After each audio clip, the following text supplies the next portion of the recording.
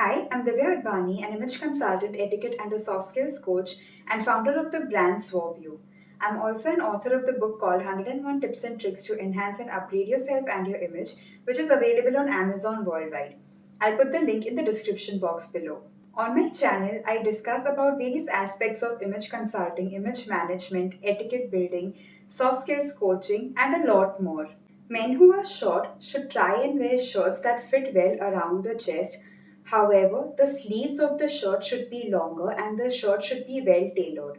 This could help make them look taller and also give an elongated look to their body frame. Men who are taller would want to avoid wearing pants that are too long. They could either cover up their waist by leaving their shirts out, or they could also opt for pants that have a little looser fit. Men who are pear shaped should try and avoid wearing lighter shades and rather opt for darker shades around their waist.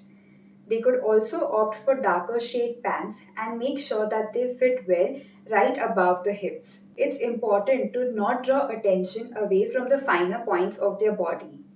For course enrollments and appointments, you can log on to my website www.divyaadvanistore.com. You could also subscribe to my YouTube channel in order to see detailed videos.